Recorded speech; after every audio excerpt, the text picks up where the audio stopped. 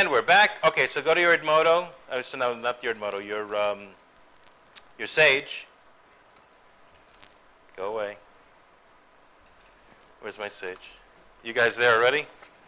Remember, you can ignore this. This is on purpose this way to scare people away. They don't want extra users they don't need. Okay, so I have this user for us.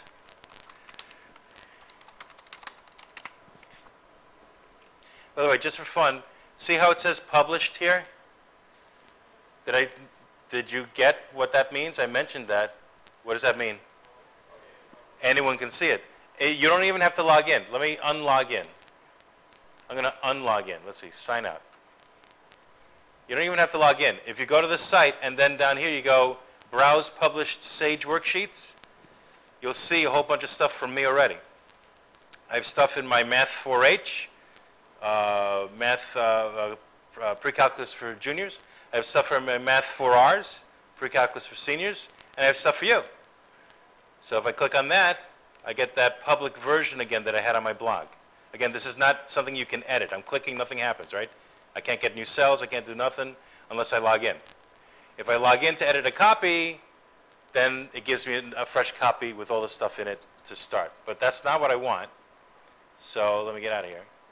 Let me log back in.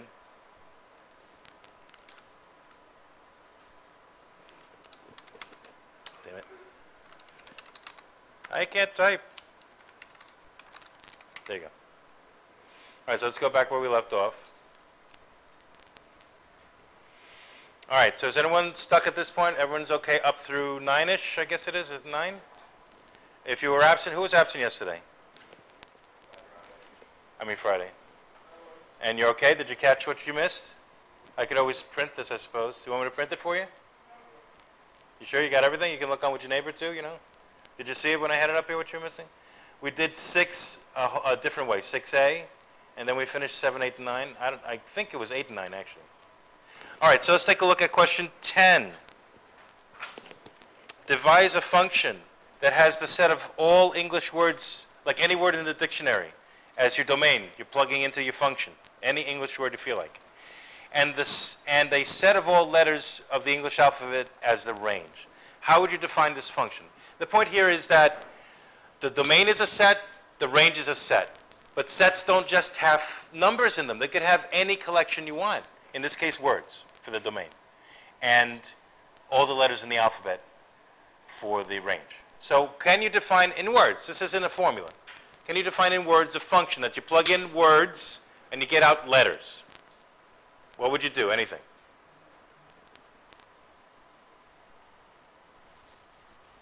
No? Say I plug in the word, I don't know, delicious.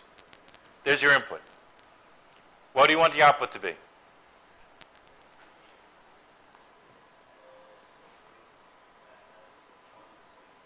Well, they just want one letter from the alphabet. That's all they want. C. How'd you get it, though? How do you define when you plug in delicious that you get C out? It has to be a function that always works the same, right? Remember, a function, every X value has one unique Y value, right? So if I plug in delicious, I'm always going to get C. How? Give me the rule. What's the rule? What are you doing to delicious to get C? And you don't have to get C. If you like it, does some other answer, tell me. So how about just D? Well, you could do that. But how about just the first letter? I know, he wants a C, but I'm saying let's make it easy. What if we just chop off the first letter and make that the output? So delicious outputs D. Gregarious outputs, you know how to spell gregarious? Outputs G, right? School outputs S. Make it easy, right? Okay, there you go. That's it. Again, this is not always, this is not going to be a lot of Sage code yet. We'll get to that. And I'm going to use the number sign, meaning comment. Sage, don't do anything. Number 10, I'm just going to say F of word, well, I don't want a capital F. F of word equals the first letter.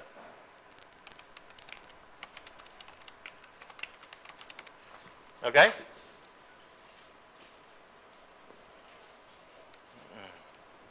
You know what? Maybe I can give you a little bit of code. Are you ready? How about we write a little mini program that actually does that? Are you ready? Python is based on functions. You define functions that do stuff. This function, I'm going to plug in any word, and I'm going to spit out the first letter, right? All right, so let me define the function. What are you going to call it? I got to give this function a name. I could call it f, like I did, but let's make it more interesting. Worder? Worder? Okay. Okay, worder. Sounds good. So worder. All right. And then worder, I have to say what I'm plugging in. Okay, so I'm plugging in, let's say S, a string. Okay? Colon, enter. Now notice how it indented 4 spaces automatically? It does that when you put a colon. I need a colon there. Did you get the colon? Or not the other colon. You know which colon, right? Just 2 dots? Not the semicolon. People mess that up. Okay. All right, so I'm going to say return, well, I can't spell it. Return S sub 0. What do you think that means? Any ideas? The first letter. So the first letter of a string S is S sub 0. What would be the second letter then, do you think? If I wanted the second letter instead. S sub 1. The third letter, S sub 2. A string is a list or an array of letters in order, okay? So there's a 0th one, there's a 1th one, that's not a word. There's a second one, there's a third one, right? Okay, so let's test this thing. Are you ready? All right, when you hit enter, it goes back to those 4 spaces, right? I don't want the 4 spaces, so backspace 4 times. And let's test this thing. Worder of, quote, delicious, quote. Run it. Did you get the first letter? All right, who's stuck? So you wrote your first program. That's a function. In Python, everything's based on functions. You plug in something, you get something out, right? You can make your own functions from scratch. Yep, just evaluate, or you got it, good. Or shift enter. Remember, shift enter is quick if you don't want to click evaluate. If it takes too long to click with your mouse. Did you get the D, or whatever word you plugged in? Did you get the first letter? Everyone stuck? Anyone stuck? I saw your D's, right? You got a D, you got a D, you got a D. So. Oh, you don't have it. Oh, I'm sorry. Let's see what happened. Well, did you run it? Did it give you an error or anything? You shift enter or click evaluate? Yeah. And you got it. That's fine. That's perfect. All right, did everyone else get that first letter pop out? Yep. If you wrote a different word, it might be a different letter. That's fine. Okay. Good, good, good. You got it, got it, got it. Okay, how do you spell this word? Califragilisticexpialidocious. Let's plug that one in. Whoa, oh yeah, what is it? Supercalifragilisticexpialidocious. After all of that, the output is, that's boring. Okay. Yeah, the indenting is important. This is a comment, so Sage isn't going to do anything with that. That doesn't get indented, that doesn't get indented. This has to be 4, that has to be colon. You don't need that. So short. Ta-da! All right, anyone else stuck?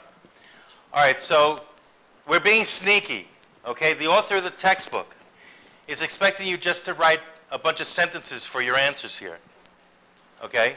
Like this, right?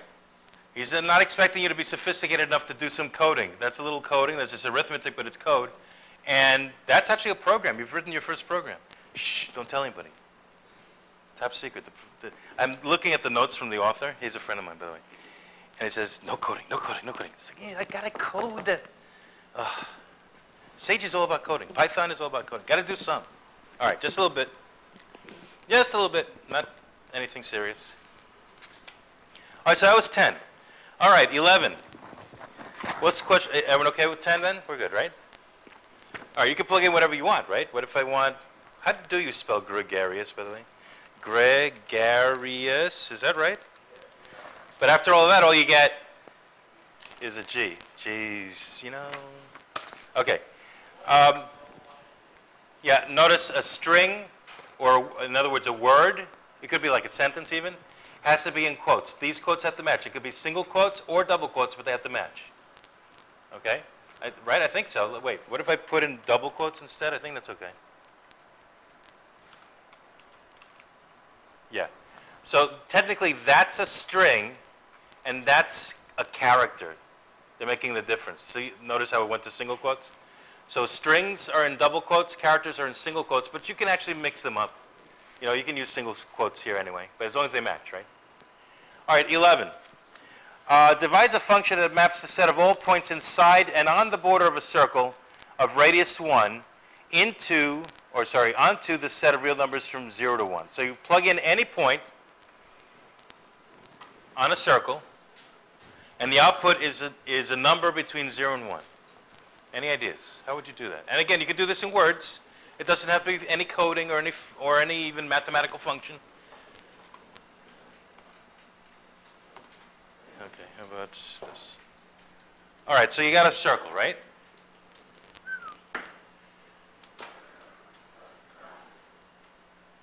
Okay. And you're going to plug in, well, let's make this more interesting. How about a coordinate system? Let's say this is the x-axis, and this is the y-axis. That's bad. Bad. Okay. Let's say that's 0, 0, the origin, right? So you got an x-axis here, you got a y-axis here, you got the origin here.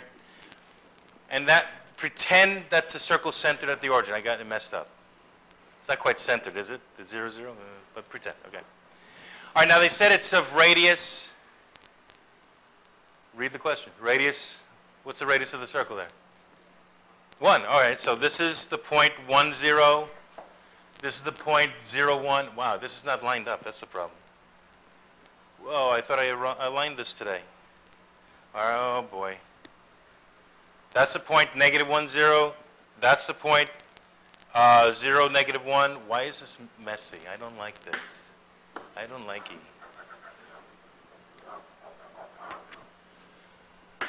Let's see if we can figure this. This point, let's do it this way. This point is 1, 0. This point, pretend it's up there, is 0, 1. Wow, this is really not lined up. And this point is negative 1, 0. So what's this point? 0, negative 1, okay. All right, so they're saying you can plug in, you can take any point on the boundary of the circle or in the circle and spit out a number between 0 and 1. How would you define this function? Any ideas? Again, just in words. It doesn't have to be a coding. It doesn't have to be f of x in math class type of thing. Just in words. So I pick any old point. This point, A. I plug that point into my function, and I spit out a number between 0 and 1. Any ideas? Whatever that point is. Say that point is, I don't know, 0.3, 0.4 or something. That's a possible point in there somewhere, right? But I want to spit out one number. Notice when you plug in a point, you're really plugging in two numbers, right? The x value and the y value. I want to spit out some other y value. This is the input, that's the domain.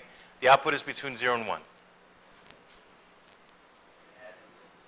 If you add them, the 0.4 and the 0.3 is 0.7. Is that always going to be less than 1? I'm not sure about that. That's interesting. That's an interesting question. I'm thinking that's inside the circle, but what if you're on the circle? What if you, how do you know if you're on the circle? Let's say I take a point, let's say 0.5. Ah. Say this x value is 0.5. If you're on the circle, how do you know the y value? Let's see if we can figure out this point. 0.5 comma what? This point right here. How do you figure out that point? Because I'm not so sure if you add, if you're going to be less than 1. That might be a problem. So just playing around. If this is 0.5, what's this? What's the y value? How do you know? Do you know the equation of a circle? You know how to write the equation of any circle? You did geometry, right?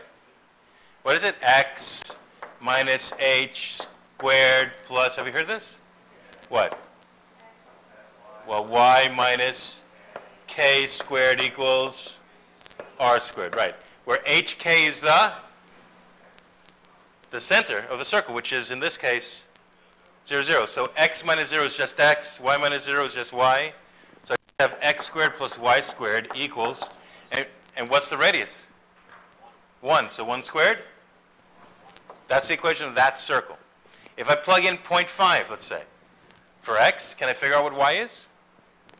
Plug in 0.5 for x, figure out what y is. How do you solve for y?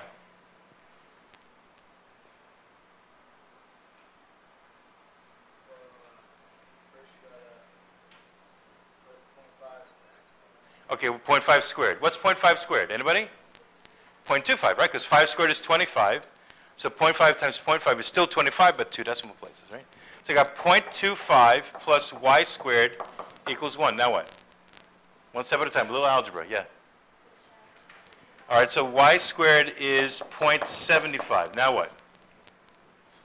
Square root. Now, I don't know offhand what that is. Y is the square root of 0.75. What is that? I don't know. Let's find out. Hang on. Yeah, wake up. As luck would have it, I have a handy-dandy Ziggy. You guys ever use a Ziggy? Do you know what Ziggy is? I use this word. Ziggy is my nickname for the TI-83. Everyone, you all have this on your desktop, by the way, if you need a Ziggy. Go away. Come on, Ziggy. There he is. Hi. See Ziggy? Ziggy, class, Ziggy. Okay, you never seen Ziggy before?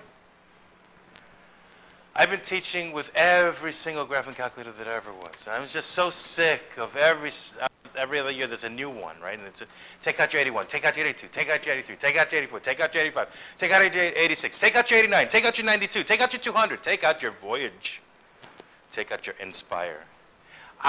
They got tired of it too. Now they're giving them names. So I gave the 83 the name Ziggy because it rhymes. Yeah. You got the answer? Okay, what'd you get? 0.8. Oh, that sounds familiar. 0.866 something. We knew that. You ever do SOHCAHTOA? You ever do the sine of 60 degrees? Isn't that rad 3/2? Isn't that what this is? Is this the same thing? Hello, where'd my pen go? Don't fail me now. Pen. Okay. Is this the same question? What is the square root of 0.75? What's the square root of 3/4? Is that the same question? Is it 3/4 0.75? If you square root 3, you get a wacky irrational number. But if you square root 4, you get 2. Didn't you ever encounter this in trig class? Right? That's 0.86 something. So we should have known what that is. Just for fun, if I take the square root of what is it, 75? Is that the square root of 3 divided by 2? Same thing, isn't it? All right, so this point over here is 0.5 comma 0.866 something, say, to the nearest thousandth. So your idea of adding was your idea, right? A good idea, but yeah, I don't know. If you add them, it's not less than 1. Yeah. I need an output that's between 0 and 1. He said add them. So I'm like, all right, does that work? Yeah, not quite. Yeah. Distance from what to what? Perfect. The distance from the origin to point A, yes, sorry, this is not lining up too good, whatever. From the origin to point A is got to be between 0 and 1. Why? Because it's in the circle, and the circle has a radius of 1. And they said you're allowed to actually go on the circle itself. Go in the circle or on the circle. The circle itself is just this. The circle itself is just the points on this boundary, really. There's an interior of the circle, there's an exterior of the circle, but the circle is really just this solid piece that I drew here, right? And they said anything inside, anything on. So you can get 1 if you're on, right? If you're on the circle itself, that's 1 unit away from the origin. Or anything less than 1, between 0 and 1, if you're inside. That's perfect, that's it. All right, let's write that down. That's the answer.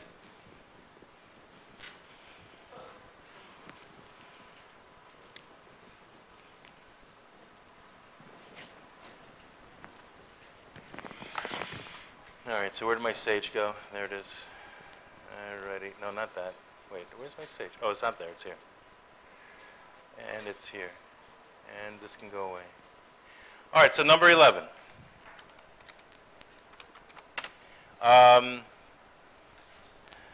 Output the distance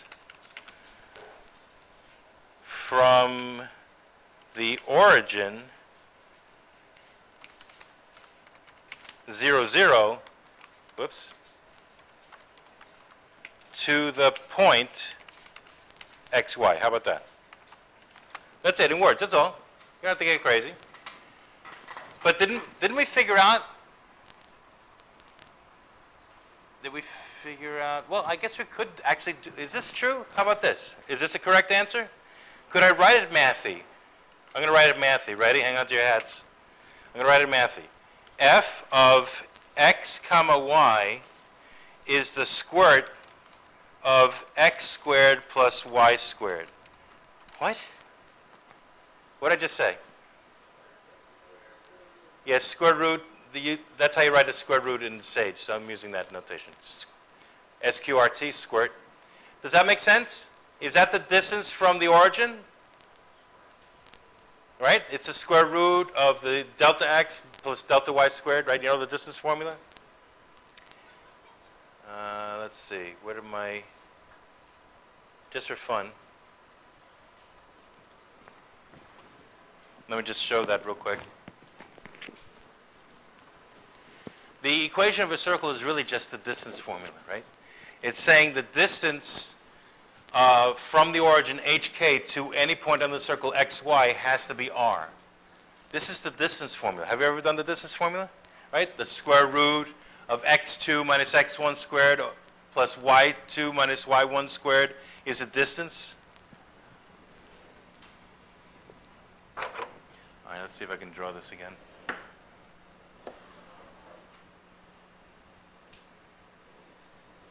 All right, so let's say you got the origin, and then you got any point on the circle.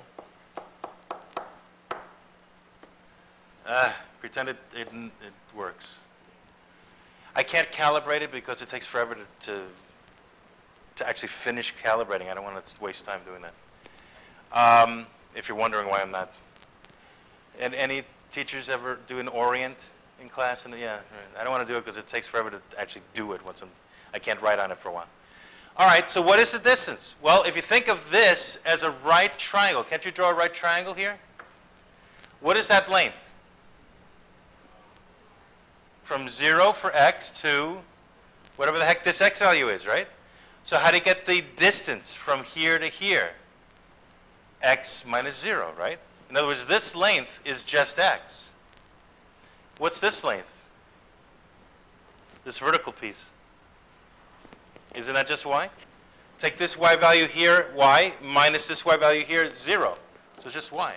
So how do you get, I don't know, the distance?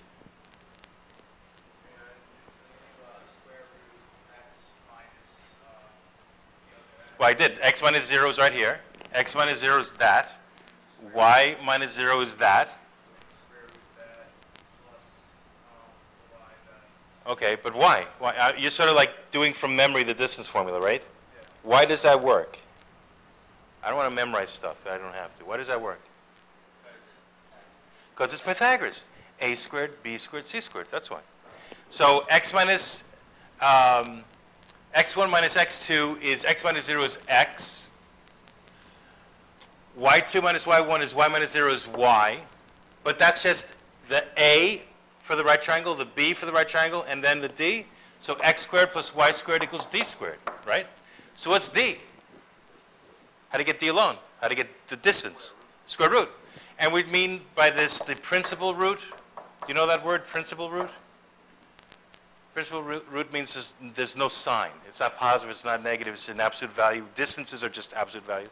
So pretend that's an absolute value, whatever you get. So isn't that what we just wrote? It's the distance formula, but it's also, whoops, I didn't mean to do that. It's a distance formula, but it's also Pythagoras. The square root of a squared plus b squared equals c squared. That's what you're solving. Okay. Shall we cheat? Can we write a function for that? A real function that we plug in stuff in Sage and it calculates stuff for us? Let's see. How about, what's the first keyword in every function? We did one already. Def, for define. All right, what are you going to call this one? Huh? G? Cheat? Okay, cheat. All right. Wait, how do you spell cheat? Is that how you spell cheat? Okay. All right, what are we plugging in?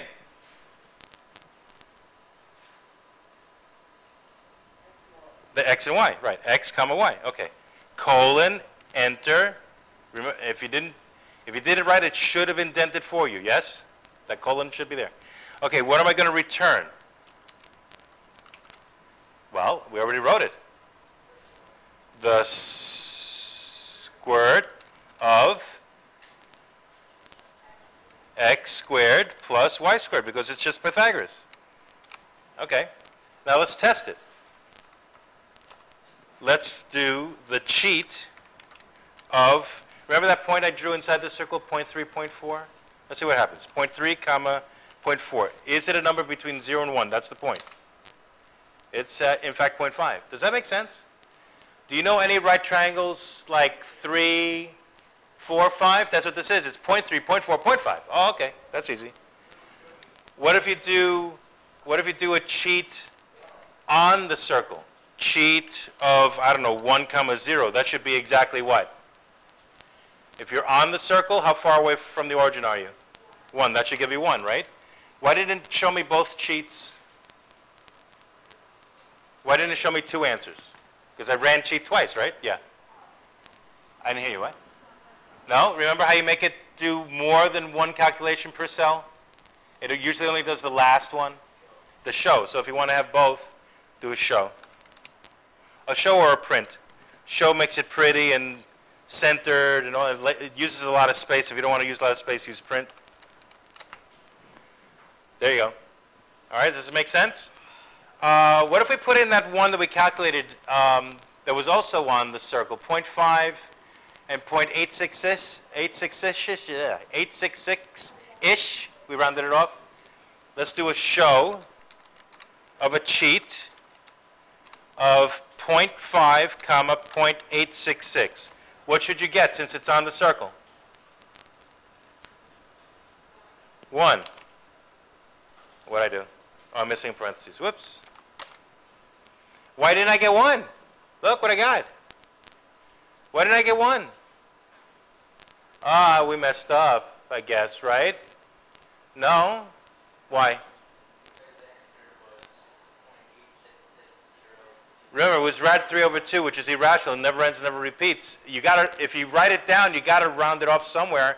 But there's round-off error there. That 0.866 is not rad 3 over 2. It's a little bit smaller. Right? There was 0.8660 something, 029 something, whatever.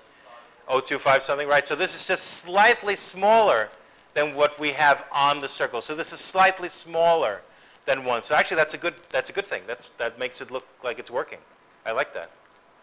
Any questions about that? Anyone stuck? Are we good? All righty. Just checking. Hang on. Is anyone absent? We got everybody there. We got everybody there. Yeah, everybody's here. Okay.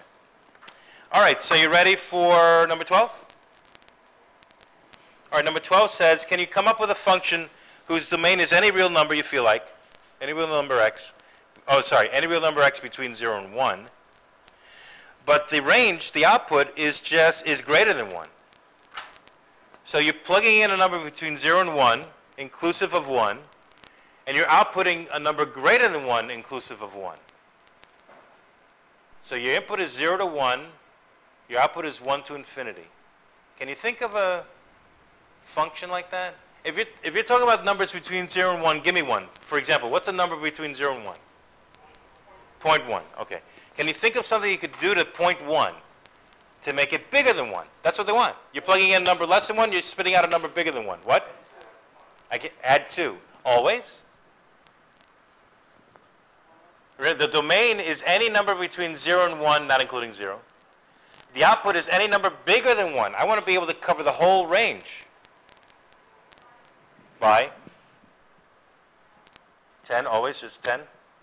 Yeah, but does that cover the whole range? If you take any number between 0 and 1, like 0.1, 0.9, you multiply it by 10, you get 1, you get 9. You're not going to get very big, though. I want numbers that can get really, really, really big, all the way up to infinity. Hmm? A random number? No, not a random number. They said only real, didn't they? They said real numbers. So don't worry about imaginary. That gets a little complicated. Don't worry about that yet. If you put it in a what? Scientific notation. Like 0.3 would be 3 times 10 to the negative 1. Is that what you mean? It's still 0.3 though. Even if you write it in scientific notation, it still means 0.3. It's still not bigger than 1. Put a n? Well, all right, so say I plug in 0.3. What do you get? I don't know what you mean by put in n. What do you mean?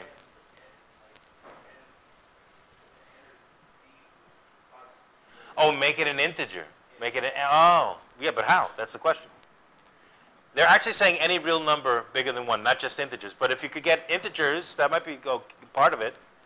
If you can get like any integer, that might be good. No ideas? No? Well, we'll think about that tomorrow. Well, you think about that tonight. All right, so I'm putting the screencast up on Edmodo later today. You can think about it some more. We'll finish this up tomorrow. We're in the next section. Okay. All righty. So let's say goodbye to Screencast-O-Matic. Bye-bye, YouTube.